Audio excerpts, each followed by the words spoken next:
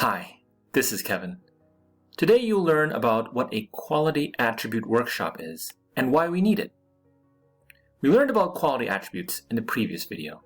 We only touched on a few of the top quality attributes, but there are possibly hundreds of quality attributes, or words that end with ilities out there.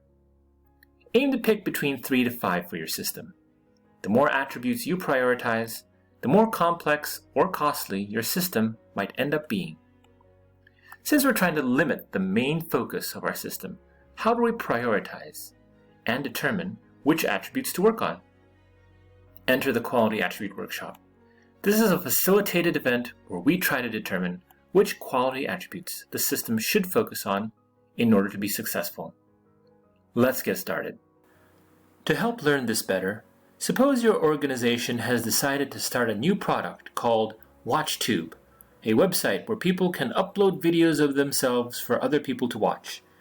Let's go through how we would get an idea of the important attributes of this site with a regular QAW. Step 1. All of the stakeholders meet and introduce each other. Then the people facilitating the QAW, usually the system architect or the tech lead, describe the motivation for the QAW and explain each step of the method. In our example, the facilitator would say, "Hi everyone, welcome to this QAW, where we try to dig into the technical details of the WatchTube system. Can we please go around the room and briefly introduce yourselves?" Step 2. A representative of the business community presents the business drivers for the system. So in our example, a representative from the business stakeholders stands up and starts talking about the business plan, the goals and the vision, and so on. Step 3 of the QAW. A technical stakeholder presents the technical plans and the early documents, high-level system descriptions, and context drawings that describe some of the system's technical details. The point of the architectural plan is to provide some context as to what the product should look like, not a final solution to the product. So in our example, the technical stakeholder would give an idea of what the system would look like from a more technical perspective. Step 4 is to identify architectural drivers. What are we doing and why? Architectural drivers often include high-level requirements, business mission concerns, goals, objectives, and the various quality attributes. Just think of them as use cases with other constraints like deadlines, costs, and so on mixed in. For example, a WatchTube staff would say, the site should upload and play videos on a browser or a mobile phone. Or, the website should be able to handle large file sizes. Or, the site should be up 24/7 with as little downtime as possible.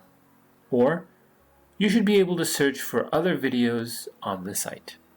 For convenience, I will label these drivers as D1, D2, D3, and D4. Step 5. Scenario brainstorming. The facilitator goes around the room and starts asking for quality attribute scenarios. If you're not familiar with what quality attribute scenarios are, please reference my earlier video on the subject. So for example, a facilitator would ask Amy, "Do you have a scenario?" And she would say, "Yes, this relates to the driver, where the site should play on a mobile or desktop device. A user watches a video on the site or a mobile device. The video plays successfully in under 3 seconds." The facilitator then asks, "Cindy, do you have a scenario?" She would reply, "Yes, this also relates to the driver, where the site should play on a mobile or desktop device, D1. If a user watches a video on the site on a desktop computer, the video plays successfully in under 3 seconds. Pete, do you have a scenario?" Pete would say, "Yes, a user can upload a video to the site that is no larger than 10 megabytes. Dave, do you have a scenario?" Dave would say, "Yes, when the site is offline, it should be back online in less than 5 seconds. This relates to the architectural driver D3. The facilitator would then ask Amy if she has a scenario. She might say, "Yes, when the site is offline, the site sends an error message to the technical team in under 5 seconds. The facilitator would then ask Pete, "Do you have a scenario?" And he might say, "Yes. A user should be able to upload, play, or search a video in less than 3 clicks. Step 6. Scenario Consolidation. In this step, the facilitator goes and consolidates scenarios that are similar to each other. So, since this is just an example, we don't have a lot of scenarios to consolidate. But suppose we thought that the first 2 scenarios were the same. We would just consolidate them into one scenario. Step 7. Scenario Prioritization. Scenario prioritization is the step where a scenario is prioritized using a voting process. The number of votes each person has is the number of scenarios divided by 3 plus 1. Each person just goes up and starts voting. Since we only have 5 scenarios, each person gets 5 divided by 3, which is around 1, plus 1 is 2 votes. The facilitator distributes stickers to each stakeholder. It might be helpful to have each stakeholder use a different color. Each stakeholder then just goes up to the board and votes. You can stick all your votes on one scenario or put them in different scenarios. And yes, you have to use all your votes. Well, let's see the results. The stakeholders have voted with colored stickers on the right. Looks like we have to focus on these 3 attributes. Step 8 is the scenario refinement phase.